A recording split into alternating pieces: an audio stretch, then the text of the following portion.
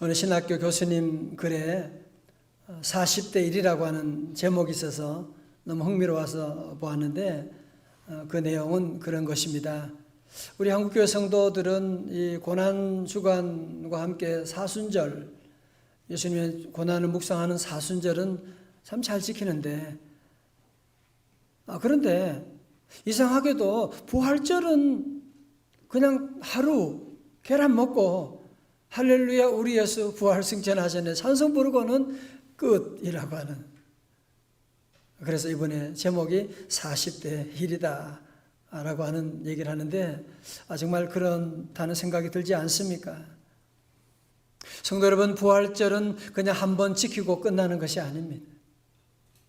부활절은 내년 부활절까지 한번 지내고 내년 부활절 그때까지 다 덮어두는 것이 아닙니다. 부활절은 현재 진행형입니다. 부활절이라고 하는 것은 매 주일이 부활절입니다. 실제로 그렇습니다. 여러분, 왜 주일이 만들어졌느냐? 여러분, 구약에는 안식일을 지켰잖아요. 그런데 안식 후 첫날 새벽에 주님이 부활하시고 주일에 부활하시기 때문에, 그래서 초대교회 성도들은 주일을, 부활하신 날을 주일로 지켜나가고, 주일은 뭐 하는 날이냐? 예수님의 부활을 기뻐하고 부활하신 주님을 찬양하는 날입니다. 또한 마찬가지로 우리의 삶은 매일매일이 부활절이죠. 실존적으로 보면. 왜? 부활의 주님이 우리와 늘 함께 하시니까, 우리와 늘 동행하시니까. 그래서 우리가 늘 이 부활의 주님에 대한 믿음을 고백하고, 나를 믿는 자는 죽어도 살겠고, 부활의 주님을 고백하면 우리 성도들이 어떤 어려움 가운데 죽어도 살아나는 놀라운 역사, 부활절을 경험하게 되는 줄로 믿습니다.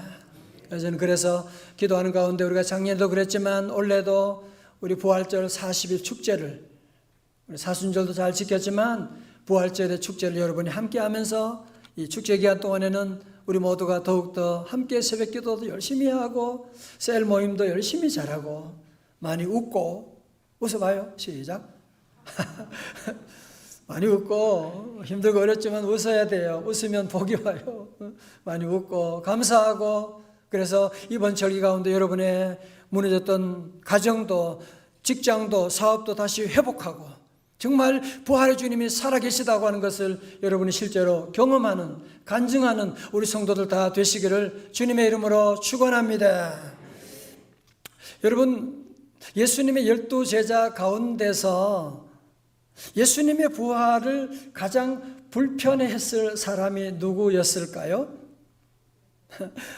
예수님이 부활하시면 어떻게 하나 가장 걱정했던 사람이 누굴까요? 아마 베드로였을 것이다 라는 생각을 합니다.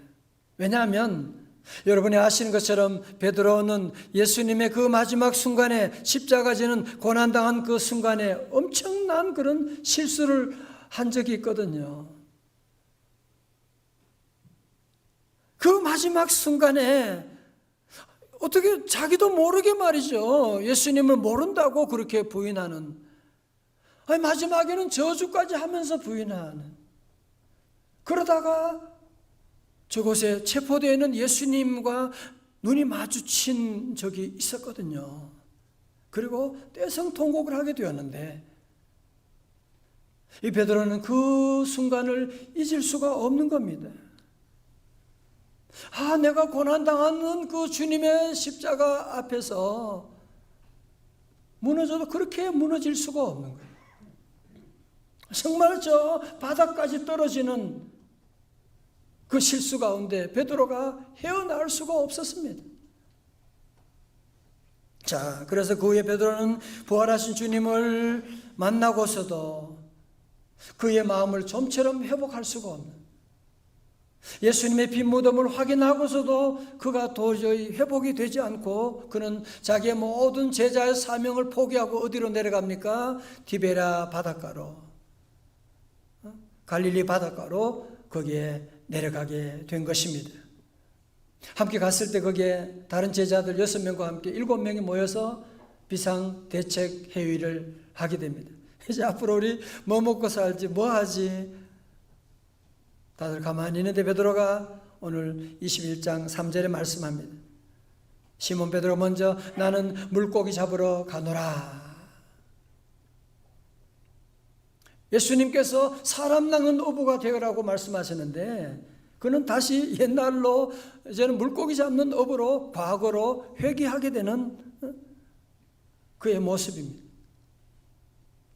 성도 여러분, 이때 제자들이 가장 무서운 것이 무엇이냐면 그것이 바로 패배의식이라는 거예요. 자, 저를 보세요. 여러분, 패배의식이 왜 무서우냐면 패배의식을 가지고 말하고 그런 의식으로 일을 하면 결과가 뭐가 나와요? 패배가 나오게 되는 거예요. 여러분, 제자들이 이런 절망감 가운데 패배의식 가운데 밤새도록 그물을 던졌지만 마치 티베리아 바닷가에 있는 이 물고기들도 비웃듯이 한 마리도 잡지 못하는, 어떻게 그렇게 한 마리도 안 잡힙니까? 아침이 되어보니 완전히 텅 빈 빈배였던 것입니다. 정말 베드로는 정말 깨질 대로 다 깨지고 저 바닥까지 이제는 만 가지가 다 안 되는 무너진 상황 가운데에서 그를 찾아온 분이 계셨는데 그분이 바로 부활하신 예수 그리스도셨던 것입니다. 여러분, 지난주일 말씀처럼 엠마오 두 제자도 부활의 주님과 함께 동행하면서도 못 알아봤는데 이 당시 제자도 마찬가지로 부활의 주님을 알아보지를 못하고 있는 겁니다. 설마 그 주님이 여기까지 오셨을까? 라는 생각을 가지고 전혀 알아보지를 못하고 있는데 새벽녘에 부활의 주님이 이 디베랴 바닷가에서 그리고 제자들 향해서 말씀하시죠. 얘들아, 너희들에게 고기가 있느냐? 제자들 뭐라고요? 없나이다. 그래, 그러면 그물을 배 오른편에 던져봐. 그러면 잡게 될 거야. 제자들은 믿져봐야 본전이다 생각하고 예수님의 누군지 모르지만 그분의 말씀에 따라서 정말 그물을 배 오른편에 던졌더니만 어떻게 돼요? 고기가 너무너무 많이 몰려들어가지고 그물이 찢어질 정도로 담기게 되는, 마치 지난 3년 전에 게네사렛 호숫가에서 그 예수님 만나서 예수님 말씀대로 그물을 던졌더니만 어떻게 돼요? 그물이 찢어질 만큼 물고기를 거두었는데 그때와 똑같은 상황이 다시 여기에 연출되고 있는 거예요. 이때 영적인 센스가 있는 요한이 얘기합니다. 주님이시여. 그러니까 베드로가 깜짝 놀래가지고 자기의 겉옷을 두르고서는 그냥 바다로 뛰어내리는 거예요. 헤엄쳐서 예수님께로 달려가게 되는, 그리고 다른 제자들도 함께 배를 타고 그물을 끌고서 이제 예수님께로 다 오게 되었는데 그때 우리 부활하신 주님은 뭘 하셨어요? 새벽녘에 제자들이 얼마나 시장할 것을 주님이 아시고 거기에 숯불을 피우시고 그리고 물고기와 고기를 해서 마시는 음식을 준비해 놓으셨던 것입니다. 자, 여러분, 오늘 말씀 가운데 요한복음 21장 9절의 말씀이 참 중요해요. 21장 9절의 말씀 같이 한번 읽어볼까요? 21장 9절입니다. 시작. 육지에 올라와 보니 숯불이 있는데 그 위에 생선이 놓였고 떡도 있더라. 아멘. 여러분, 동그라미 쳐봐요. 숯불이라고 하는 단어. 여러분, 베드로는 이 숯불에 대한 트라우마가, 정신적인 외상이 있는 것 아십니까? 왜요? 2주 전에 베드로는 예수님, 다른 사람은 몰라도 나는 절대로 죽어도 나는 주님을 부인하지 않겠습니다 라고 말했고, 그는 그 말을 지키기 위해서 예수님을 따라 멀찍이지만 따라가서 어디까지 갔어요? 대제사장의 관저의 뜰 안까지 들어가게 되었습니다. 요한복음 18장 18절에 보면 그때가 추운 거로 종과 아랫 사람들이 불을 피우고 서서 쬐니 베드로도 함께 서서 쬐더라. 자, 저를 보세요. 여러분 상상력을 동원해가지고 한번 그려보세요. 아직도 추운데 우리 주님은 로마 군병과 제사장의 무리들과 유대인들에게 체포되셔가지고 그 전에 얼마나 매를 많이 맞으셨어요. 온몸에 피투성이가 되는 피를 철철 흘리면서 우리 주님은 체포당하셔서 신문을 받기 위해서 가야바의 제사장 뜰에 들어가시게 되었습니다. 그런데 관리들은 숯불을 피우고 있는 거예요. 추우니까. 한편 저 예수님은 온몸에 피를 흘리셨고 그래서 주님은 벌벌 떨고 계셨던 것이거든요. 그때 수제자라고 하는 시몬 베드로는 무엇을 하고 있습니까? 나는 저 예수와는 아무런 상관없는 사람이야. 그러면서 예수님은 저기서 지금 벌벌 떨고 있는데 자기는 자기 한 몸 챙겨서 숯불에 몸을 녹이고 있는, 그것이 바로 이 당시의 상황의 모습이었던 것입니다. 물론 나약한 인간이니까 그 당시에 권력을 가진 대제사장이 두렵지 힘이 없는 예수님은 별로처럼 보이게 되었을 것이고, 자기 한 몸 살기 위해서 나는 저런 사람 모른다고 하고 발뺌하고 말았을 것입니다. 자, 근데 여러분, 이 숯불, 바로 그 숯불이 바로 예수님이 지금 피우고 있는 그 숯불 같은 단어예요. 안드라키아라고 하는 같은 단어고, 예수님이 숯불을 피우시고 거기에 생선을 굽고 계실 때 여러분 베드로가 어떤 생각을 했을까요? 베드로에게 무슨 생각이 떠올랐을까요? 내가 2주 전에 예수님이 추위에 떨고 계셨는데 나 혼자 그 불을 쬐려고 그렇게 했었잖아. 나 그런 나쁜 놈이잖아. 그런데 지금은 상황이 바뀌게 된 거죠. 예수님이 따뜻한 불 위에 고기를 굽고 계시고 베드로는 지금 바닷가에서 옷 입은 채로 지금 수영을 하고 나왔으니까 지금 온 몸이 옷에 다 물이 젖어 있으니까 덜덜덜덜 떨고 있는 그런 모습 가운데 이제 주님 앞에, 부활의 주님 앞에 서게 되는, 여러분 생각해 보세요. 지금 베드로가 어떤 마음이겠어요? 무슨 예수님을 만날 면목이 있겠습니까? 2주 전에 생생하게 기억나잖아요. 예수님은 떨고 있는데 자기 혼자 숯불을 쬐고 있던 그런 놈인데, 주님, 나 더 이상 제자 아닙니다. 나 이제 당신 사랑받을 자격이 없습니다. 아마 이때 기회가 된다면 아마 자기도 가룟 유다처럼 그냥 인생을 끝내버리고 말고 싶은 그런 생각도 하지 않았겠습니까?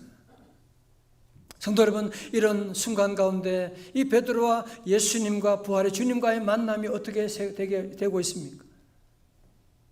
우리 예수님은 깊은 자괴감에 빠져있는 제자들을 책망하지 않으시고 도리어 저들을 위해서 아침 만찬을 준비하십니다. 그리고는 식사를 다 마친 다음에 타오르는 숯불 앞에서 베드로에게 하신 말씀이 뭐예요? 오늘 15절의 말씀, 그들이 조반 먹은 후에 예수께서 시몬 베드로에게 이르시되 요한의 아들 시몬아, 베드로가 아니지요, 시몬아. 3년 전에 예수님이 처음 베드로 만났을 때 그 옛날의 이름을 다시 불러주는 거예요. 친근하게 요한의 아들 시몬아, 네가 이 사람들보다 나를 더 사랑하느냐 하시니, 이 말씀을 주님은 무려 몇 번, 3번에 걸쳐 가지고 네가 나를 사랑하느냐, Do you love me? 주님 말씀하고 계시는. 자, 저를 보세요. 여러분, 지금 예수님께서 자기를 배신한 이 배신자의 베드로의 사랑을 받고 싶어서 이런 말씀하는 건가요? 다시 물어볼게요. 여러분은 사랑하는 아내에게, 남편에게 자기 나 사랑해? 라고 할 때 왜 그거 물어보세요? 물어본 적 없나요? 얼굴이? 왜 물어봐요? 사랑하니까 그런 거 물어보지. 그죠? 사랑하지 않으면, 꼴도 보기 싫으면 무슨 누가 자기 나 사랑해 그런 말 물어볼 사람이 누가 있겠습니까 지금? 성도 여러분, 베드로는 지금 자괴감으로 완전히 무너져 있는 가운데 우리 주님은 오셔서 베드로에게 하나님의 놀라운 사랑을 퍼부어 주시는 거예요. 내가 너를 사랑하노라. 내가 너를 사랑하노라. 주님 몇 번요? 3번에 걸쳐 가지고 말씀하고 있는, 아마 베드로는 그랬을 거예요. 아니 내가 나를 봐도 한심한데 어떻게 그렇게 사람이 그럴 수가 있지? 여러분 그런 때 있지 않습니까? 그죠? 아니 목사가 어떻게, 아니 집사가 어떻게, 내가 나를 봐도 어떻게 한심한, 용서가 안 되는, 하나님이 나를 용서하셔도 나는 나를 용서할 수 없는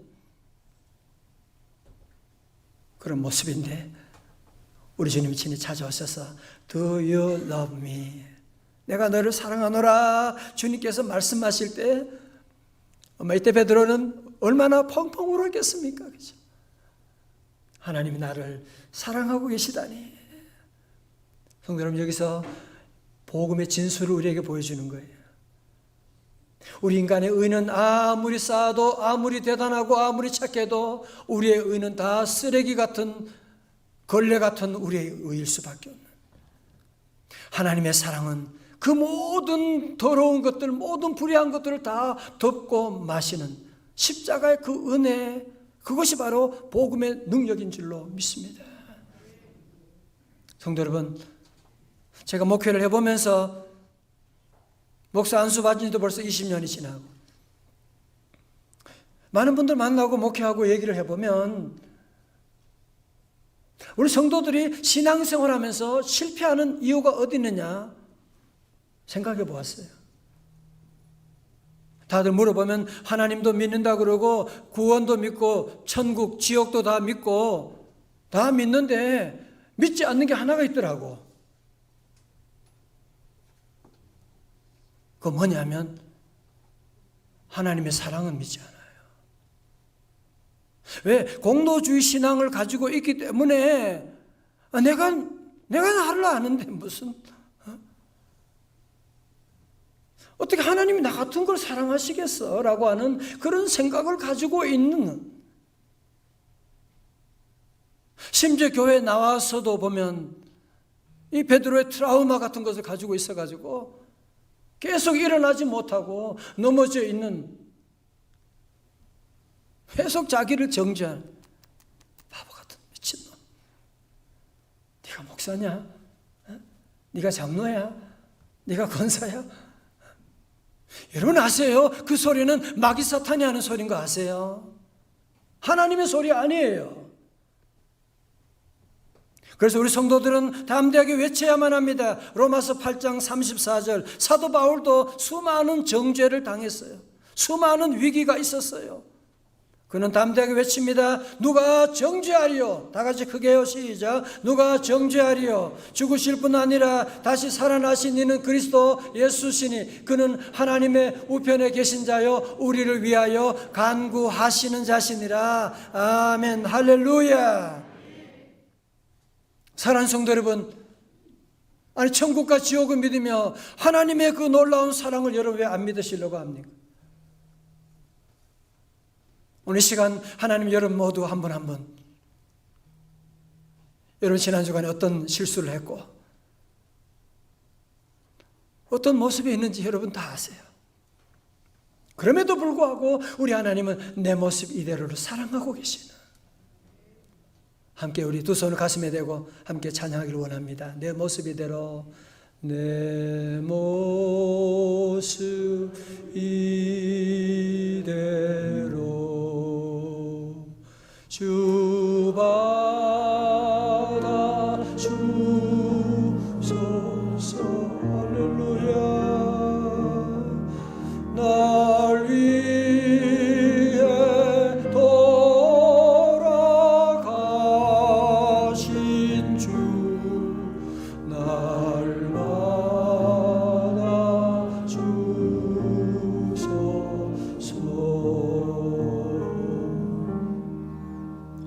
모두 주님의 사랑 안에 여러분 자존감을 다 회복할 수 있기를 주님의 이름으로 축원합니다. 오늘 본문에서 주님은 3번 같은 질문하시고 3번 같은 대답을 하게 하고 3번 같은 권면을 하고 계십니다. 3번째 권면이 무엇입니까? 내 어린 양을 먹이라. 여기서 어린 양은 램, 영어로 램이고요.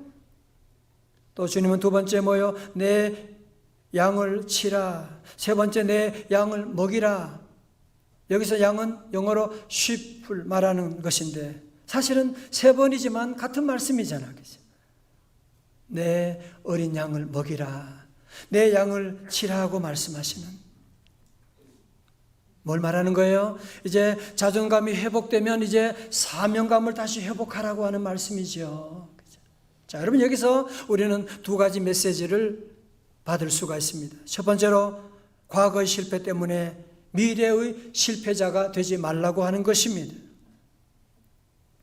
여러분 2000년 음주운전자가 낸 7중 추돌 사고로 전신 55%의 3도 중화상을 입어 대수술만 40번이 넘게 받은 혹독한 시련을 겪어야 했던 이지선 자매 여러분 아시죠? 그죠? 처음 거울에 비친 괴물 같은 자신의 얼굴을 보고 얼마나 큰 충격을 받았겠습니까? 내가 봐도 괴물 같은. 그런데 놀라운 사실은 무엇이냐 하면 그래도 하나님이 나를 사랑하신다고 하는 이 놀라운 사랑을 받아들이게 된 거예요. 믿게 된 거예요. 여러분 그 사랑을 받은 결과가 무엇인지 아십니까? 그분의 간증을 들어보십시오. 손끝 화상이 심해져 한마디씩 절단에 키보드 자판을 엄지손가락으로 치면서 매일매일의 삶을 기록한 영성일기를 남겼다. 이것이 지선아 사랑해라고 하는 서적으로 출판됐고 작가 타이틀을 얻게 되었다. 타이핑을 오른손 엄지손가락으로 타이핑한다니까요. 제 몸에는 어디에도 쓸 수 없는 흉터뿐인데 이것을 통해 하나님께서 누군가를 다시 살아가게 하는 용기를 전하는 축복의 통로가 되게 하셨다라고 말씀하고 있는. 여러분 세상적으로 보면 실패자지요. 아니 그 얼굴을 가지고 어디를 다닐 수가 있습니까? 그는 실패했지만 실패자가 되지 아니하고 하나님의 사랑을 받아들이고 그는 작가로 교수로 어려운 사람을 섬기며 어린 양을 도우면서 살아가고 있는 아름다운 삶을 살고 있지 않습니까?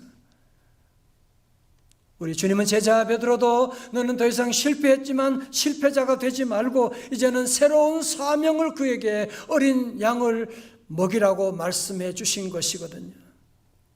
사랑하는 성도 여러분, 저를 다 보세요. 우리 모두가 때로 실패하는 것 당연하지요.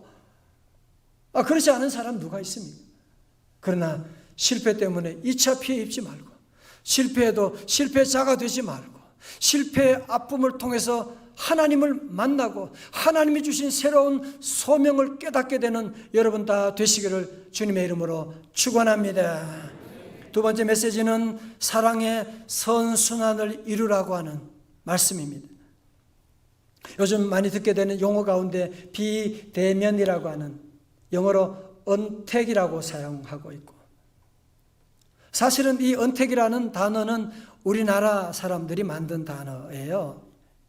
컨택이라고 하는 접촉이라고 하는 단어의 반대말로 언택이라고 하는 단어를 만들었는데 요즘 이제 코로나로 말미암아 비대면이 일상화되고 사회적인 거리를 두게 되고 또 그러다 보니까 이제는 온라인 학습도 하게 되고 온라인 예배도 드리게 되고 앞으로 참 어떻게 되나 걱정을 하는 가운데 어제 미국의 마이크로소프트 창업자인 빌 게이츠가 링크드인이라고 인터뷰에서 코로나가 불러올 사회 변화를 말하면서 대부분의 업무는 과거와 같은 방식으로 돌아갈 수 없겠지만 교육은 대면이 필요하다. 친구 사귀기, 어울려 놀기 등 학교에서 물리적으로 행해지는 사회활동은 절대 온라인으로 대체될 수 없는 영역이다. 저 이 얘기를 들으면서 앞으로 비대면 언택 비대면이 새로운 트렌드가 될 수가 있겠지만 정말 이제는 교회가 이 세상에 줄 수 없는 무엇으로도 대체할 수 없는 교회만의 독특한 그게 뭐겠어요? 그것이 바로 어린 양을 먹이는 사랑을 실천하는 왜? 비대면 시대가 되면 결국 사람들의 마음에는 사랑을 그리워하고 목마름을 그리워하게 되는데 우리 교회가 우리 성도들이 셀 모임 가운데서 도리어 이 사랑을 함께 나누는 어린 양을 돌보고 사랑하게 되면 도리어 이 비대면 트렌드 시대 가운데도 도리어 교회에 새로운 영적인 제2의 부흥이 올 수가 있겠다라고 하는 사명 생각하면서 교회가 사명을 다시 감당하면 하나님이 새로운 역사를 우리에게 전개해 주실 줄로 믿습니다. 마지막으로 마음을 열어주는 101가지 이야기에 나오는 이야기입니다. 행복하게 살고 있는 그리스도인 부부가 어느 휴일 아침에 식사 기도를 드리는데 아내 마음속에 이런 행복을 우리만 누릴 수가 없잖아요. 함께 나누고 싶은데요. 남편도 동의하게 되고 그날 점심에 부부가 식당에 가서 식사를 하는데 건너편 테이블에 한 중년의 여인이 혼자 쓸쓸히 식사를 하고 있었습니다. 아내가 오늘 천국의 기쁨을 나눌 대상이 저 여인인지 모르겠다고 하자 남편이 고개를 끄덕거리고 아내는 카드 한 장을 쓰는 동안에 남편은 저 여인의 식사비를 지불하기로 했습니다. 부인이 오늘 하늘나라의 기쁨을 나누고 싶어 식사비를 지불하고 간다는 내용을 카드에 적고 하나님이 당신을 축복하시기를 인사와 함께 주면서 남편은 이 여인의 식사비를 지불할 것을 비밀로 해달라고 부탁을 하게 되었습니다. 잠시 후 식사를 끝낸 여인이 자신의 식사비를 누군가 지불하고 카드 한 장을 남기고 그리고 그 카드의 내용을 읽게 되었습니다. 그리고 그 여인은 놀란 표정으로 카운터 옆자리에 앉아 무엇인가를 노트에 적고 손수건으로 꺼내 눈물을 닦더라는 것입니다. 부부가 식사를 다 한 후에 카운터에서 쪽지를 받았는데 그 쪽지에는 이런 내용이 들어 있었습니다. 누구신지 모르는 하나님의 천사에게 저는 교회를 꽤 오래 다녔지만 요즘 하나님도 천국도 없다는 결론을 내렸습니다. 저는 우울증으로 고생하다 남편에게 버림받은 후 사랑이 없는 세상을 떠나기로 결심하고 사실 오늘 마지막 근사한 식사를 이 식당에서 하고 세상을 떠나기로 했는데 난 여기서 다시 하나님을 만났습니다. 그리고 천국의 소망을 바라보고 다시 살기로 마음을 먹었습니다.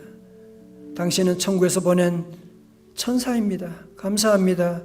교회로 하나님 품으로 다시 돌아가겠습니다. 오늘 말씀을 두 가지로 적용하기를 원합니다. 첫 번째로 최근에 코로나19와 여러 가지 많은 어려운 가운데 상실의 아픔을 가지고 계신 분들,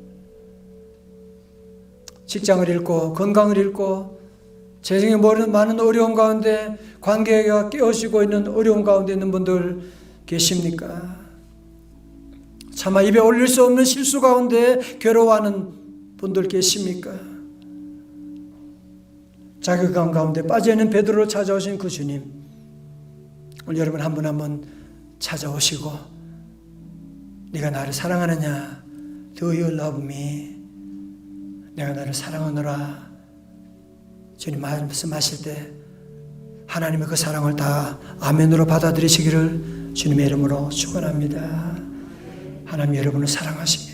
그래서 하나밖에 없는 독생자 예수 그리스도를 우리 모두를 위해서 내어주시고 오늘도 우리에게 이런 놀라운 은혜와 축복을 내려주시는 것입니다. 두 번째로 해방신학자인 구테 에르지는 이런 말을 했습니다. 이웃은 눈에 보이지 않는 하나님을 드러내는 존재다. 부활의 주님을 만난 우리 성도들은 어떻게 살아야만 합니까? 우리 모두 위로부터 하나님의 놀라운 사랑을 받아서 그 사랑을 우리 형제 자매들 이웃들에게 나누어주는 사랑의 선순환을 이루어 나가는, 여러분 물이 고이면 썩게 되잖아요. 그 물은 마실 수가 없는 것이거든요. 하나님의 사랑받은 우리들은 그 하나님의 사랑을 나누어 주셔야 돼요. 여러분의 이웃은 하나님이 현존하는 모습일 수가 있기 때문에 그들에게 이번 한 주간도 내 어린 양을 먹이라고 주님이 말씀하시는데 하나님의 그 사랑을 흘러보내는 한 주간 되시기를 주님의 이름으로 축원합니다. 오늘 시간 우리 말씀과 함께 우리 부를 찬송은 우리 갈릴리 바닷가에서 그 제자들이 그 부활의 주님 만났을 때 네가 나를 사랑하느냐 그 말씀 들었던 그 장소에 답석한 적이 있거든요. 그때 우리 팀이 함께 부르고 모두가 다 눈물로 불렀던 찬송인데요. 갈릴리 바닷가에서 주님이 물으십니다. 모두에게 물으시는 주님의 질문에 우리 모두 응답할 수 있기를 바랍니다. 갈릴리 바닷가에서 주님은 시몬에게 물으셨네.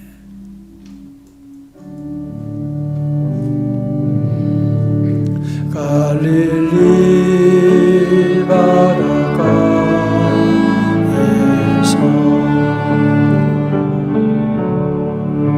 주님은 시몬에게 물으셨네. 사랑하는 시몬아, 사랑하는 시몬아, 넌 날 사랑하느냐.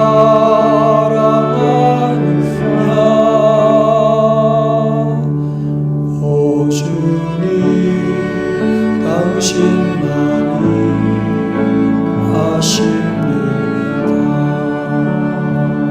왜 다시 부르실 때는 갈릴리 바닷가에 그 주님이 오늘 이곳에 오셔서 저 여러분이 물어보십니다. 신목사 광호야, 너는 나를 사랑하느냐? 시몬에게 물으셨네. 자기 이름을 넣고 광호에게, 여러분 각자 자기 이름 넣어 광호하지 말고 자신에게 물어보셨네. 사랑하는 광호야, 함께 여러분 찬양합니다. 갈릴리 바닷가에서 주님은 광호에게 물으셨네. 주님은 광호에게 물으셨네. 사랑하는 광호야, 사랑하는 광호야, 넌 날 사랑하느냐.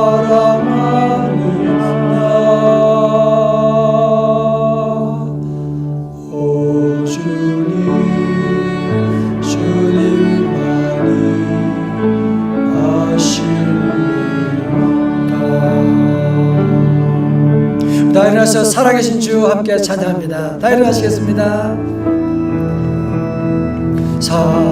살아계신 주 할렐루야, 나의 참된 소망, 나의 참된 소망. 걱정 근심 다 물러갈지어다. 근심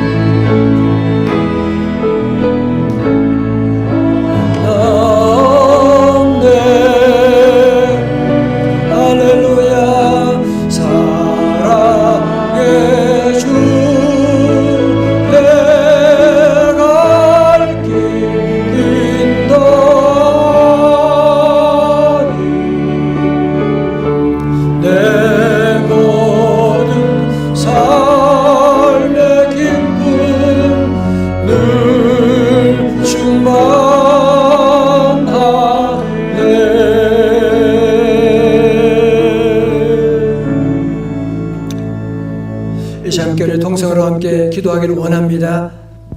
부활의 주님 베드로만이 아니라 오늘 저 여러분도 찾아오시고 여러 가지 이유 때문에 자괴감에 빠져있는, 죄책감에 빠져있는, 아닙니다. 주님은 여러분을 사랑하십니다. 하나님, 주님의 이 사랑 나도 아멘으로 받아들이는 이 지선 자매처럼 주님의 그 사랑을 그 어려운 가운데도 아멘으로 받아들이는 이 복음을, 능력을 믿는 우리의 삶이 되게 하여 주옵시고 이번 주간도 주님의 그 사랑을 순환하는, 흘러 나누는 그런 삶이 되게 하여 달라고 함께 시간 통성으로 같이 함께 기도하시겠습니다.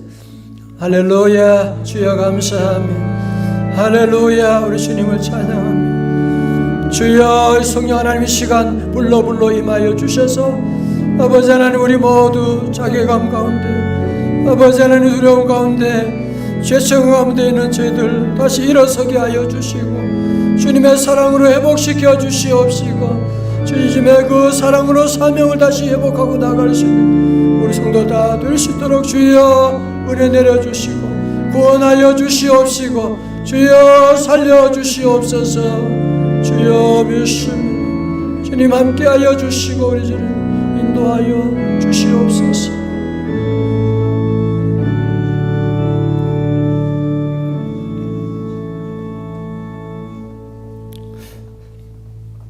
돌아보면 참 부끄러운 일이 많은 죄책감 가운데, 자괴감 가운데 빠져있는 죄되지만 주님 찾아오셔서 오늘도 우리에게 네가 나를 사랑하느냐?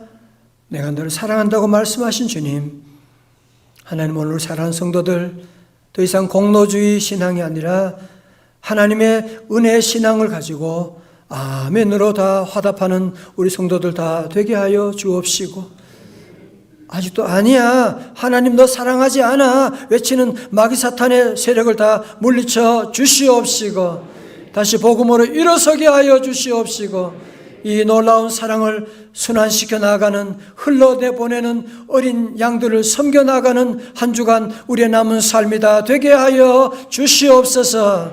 예수님 이름으로 기도드리옵나이다. 아멘.